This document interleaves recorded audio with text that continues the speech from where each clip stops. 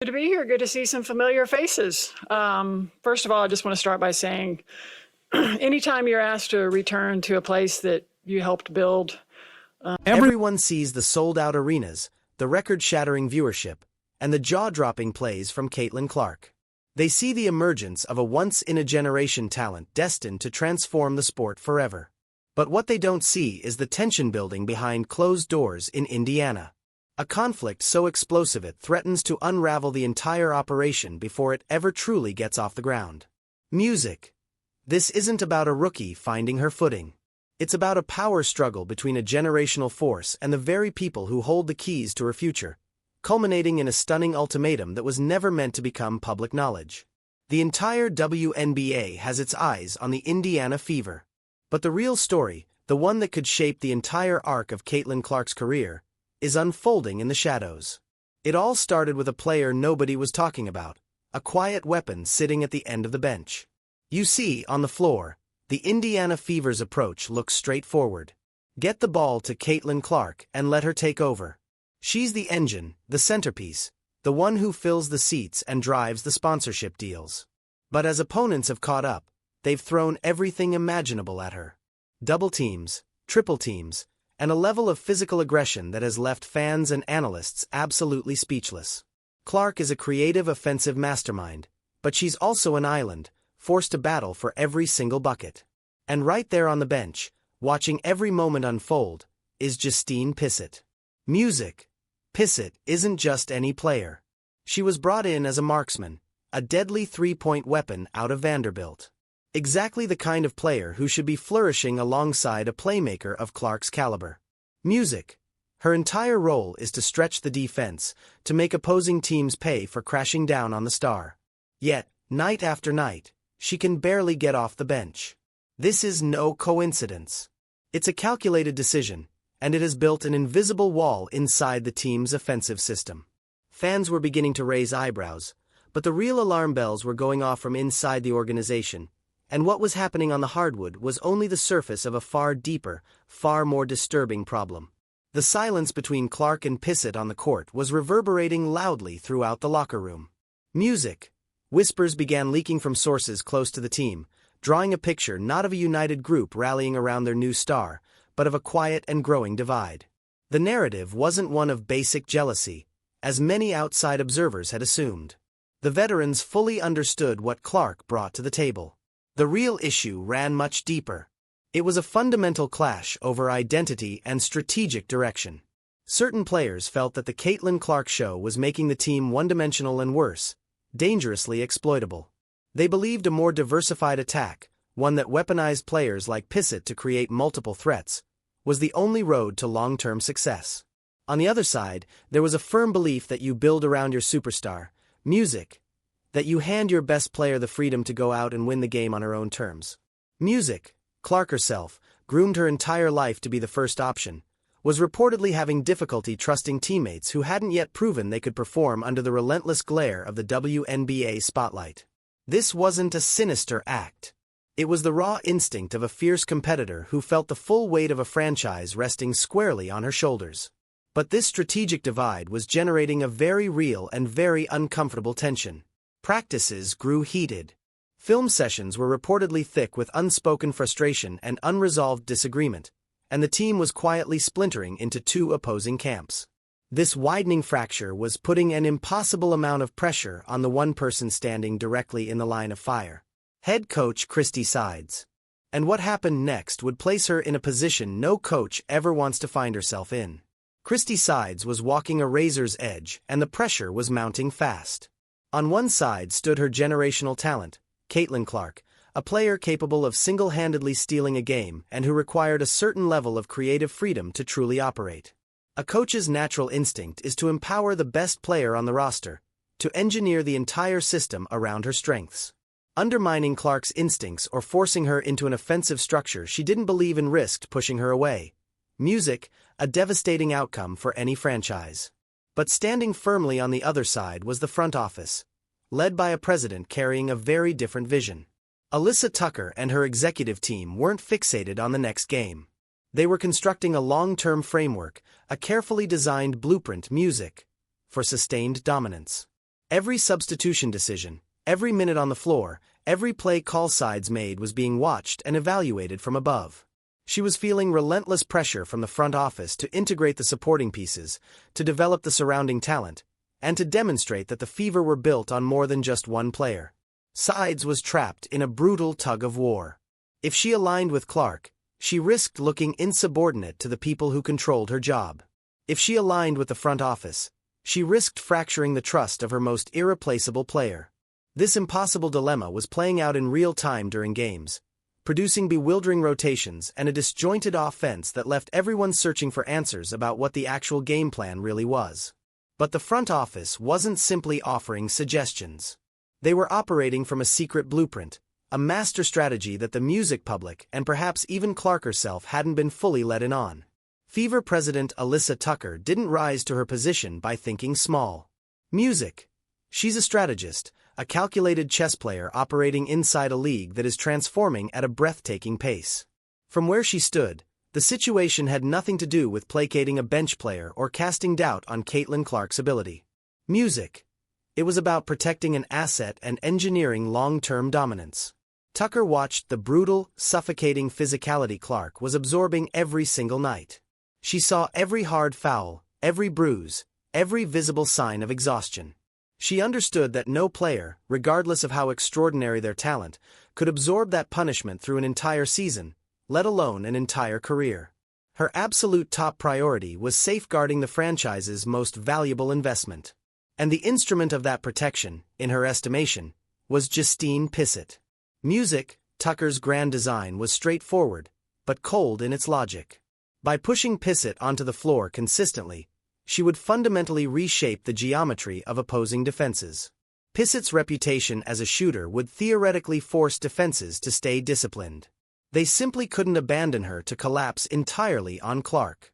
This would naturally open driving lanes for Clark, reduce the wall of defenders converging on her, and ultimately, music. Preserve her body and protect the longevity of her career. Pissett wasn't just a teammate. She was a strategic requirement. Music. A bodyguard disguised as a floor spacer. Tucker believed Clark's resistance to integrating Pissett into her game was a critical blind spot. A brilliant player unable to zoom out and absorb the full picture. And if the player couldn't recognize it on her own, then the organization was prepared to make it non-negotiable. This was no longer a recommendation, music. It was on the verge of becoming a direct mandate. The breaking point finally came. Alyssa Tucker called a private, closed-door meeting. It was just her and Caitlin Clark. No coaches, no agents, no outside noise. The atmosphere in that room was reportedly not one of back-and-forth dialogue. It was direct, uncompromising, music, and ruthless in its clarity. Tucker laid everything on the table, not as an open conversation, but as a declaration of reality. She walked Clark through the full vision for the franchise, the critical strategic value of players like Pissett, and the absolute necessity of shielding Clark from the relentless physical punishment she was absorbing every night. She framed it not as a preference, but as a matter of the organization's survival. Then came the moment that shifted everything. Tucker delivered the ultimatum. It wasn't presented as a threat of a trade or a benching. That would have been absurd. It was something far more fundamental than that. She told Clark that incorporating Justine Pissett into the offense, actively seeking her out on the floor and making a genuine effort to create open looks for her, was no longer a suggestion. It was now a fixed and official pillar of the team's strategic identity. Music. The ultimatum was clear. Either Clark buys fully into this team-first philosophy and raises the level of every player around her, or the front office would be left with no choice but to fundamentally restructure how the offense was built and executed. That could mean plays being called from the sideline that deliberately removed the ball from her hands in critical moments, a deliberate shift in offensive priority, and a direct erosion of her authority on the court. Music. It was a frontal assault on everything she had built her identity around as a player. Embrace the system willingly or have the system imposed on you by force. The room fell into a heavy and stunned silence. The entire future of the Indiana Fever now hung completely on Clark's next move.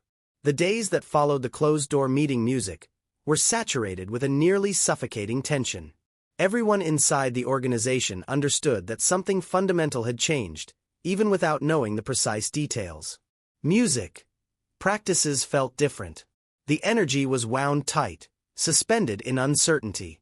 Teammates and coaches tracked Clark's every move, desperately searching for signals about where her head was. Would she be defiant? Would she go cold and shut herself off from the group? Music. Would she stage an open rebellion against the front office's directive? Most people anticipated quiet resentment, a subdued protest expressed through her body language on the court, but Caitlin Clark's actual response, music, was something no one in that building anticipated. She didn't explode with anger or retreat into herself. Instead, music, she became laser-focused, almost unsettlingly composed. Music. She began staying even longer after practice sessions had ended, not just getting up extra shots, but sitting in front of film with a completely new and razor-sharp intensity.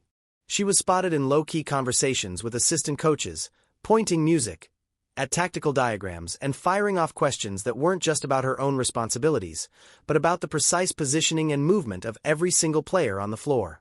She reportedly went directly to Justine Music, pissed at herself, not with any kind of emotional apology, but with a series of sharp, tactical questions about her preferred spots to operate and exactly how she liked to receive passes coming off screens.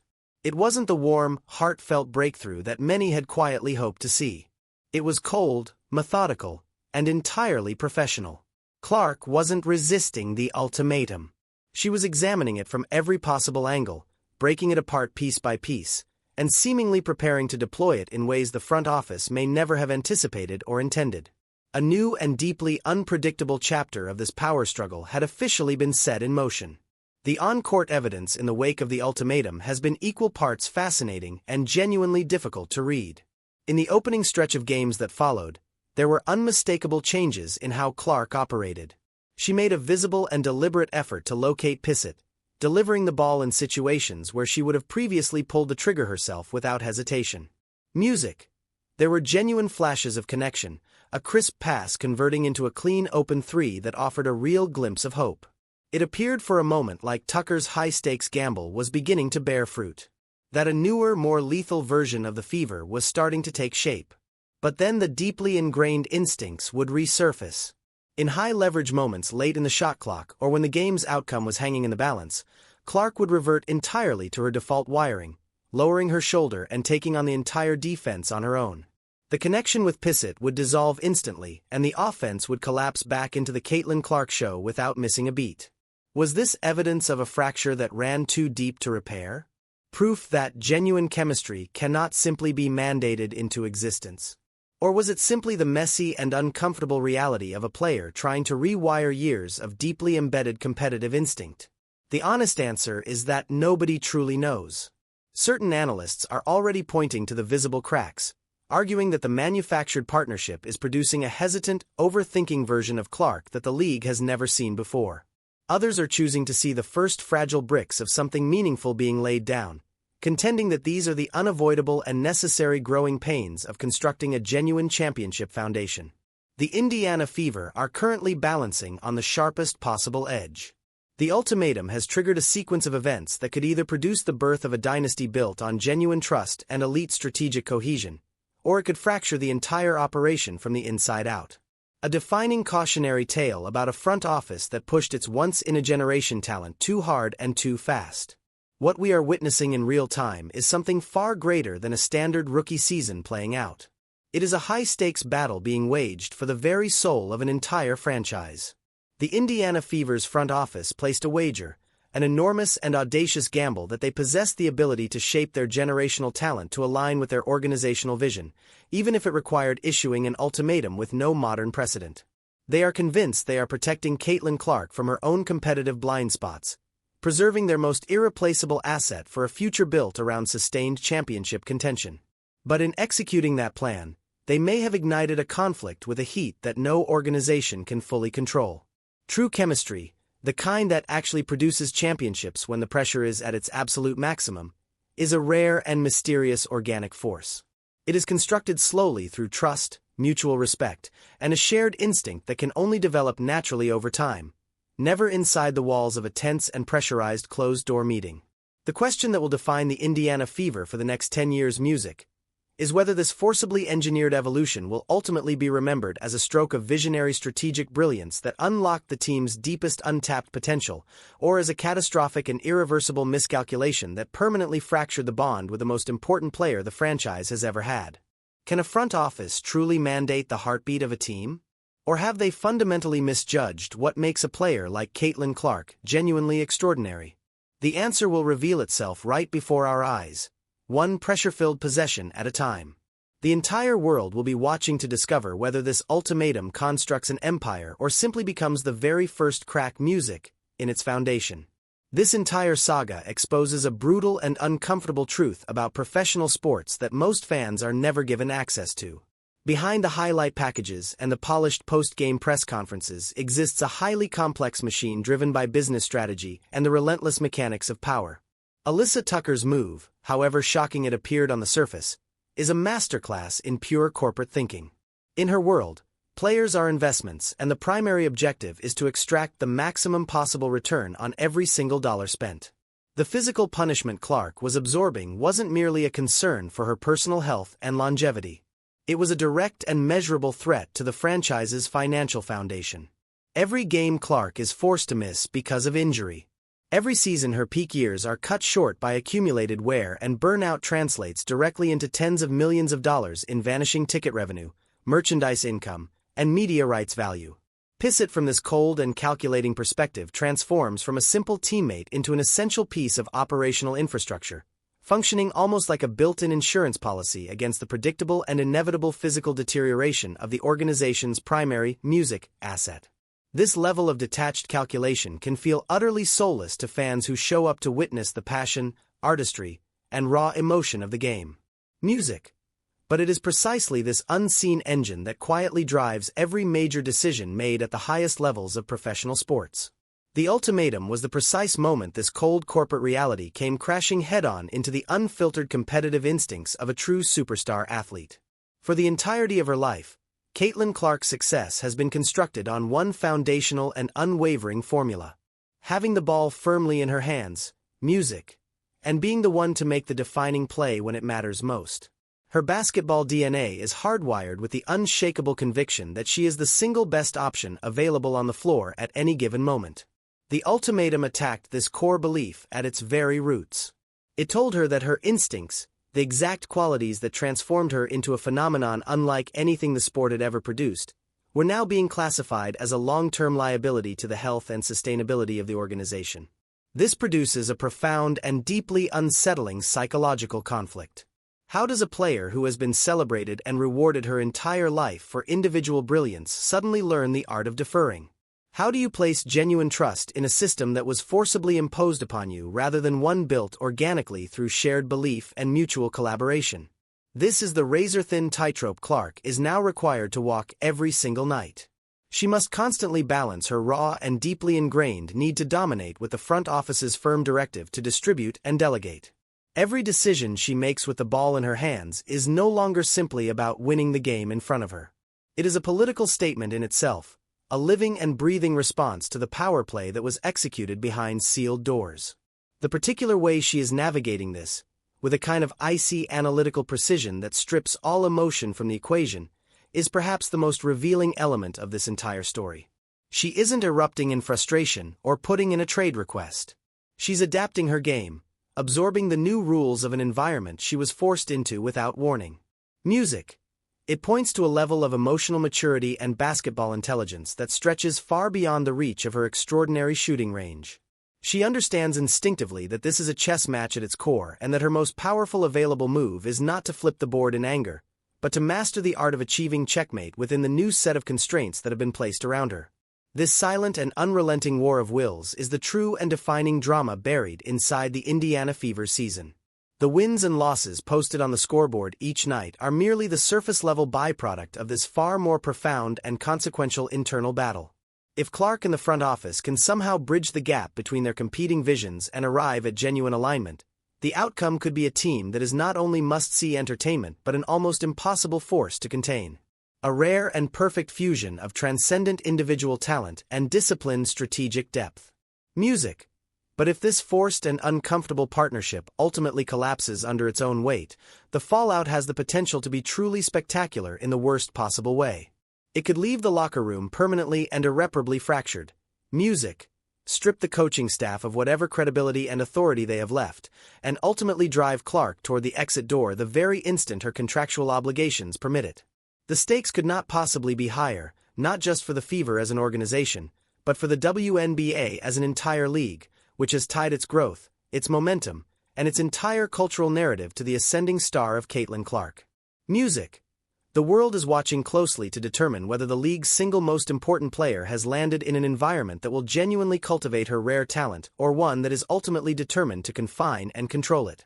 This ultimatum, delivered in the hushed and private setting of a closed office, has constructed the stage for a very public and very consequential spectacle that will ultimately define careers and cement legacies on both sides of the table. And as we follow Clark's every move on the court from game to game, we are no longer simply watching a basketball game unfold in real time. We are watching the live and unscripted resolution of a high-stakes corporate power drama playing out under the brightest lights in women's sports. Every deliberate pass threaded toward Pissett, every shot Clark elects to take entirely on her own terms, is another page added to a story that is nowhere near its final chapter. The ending,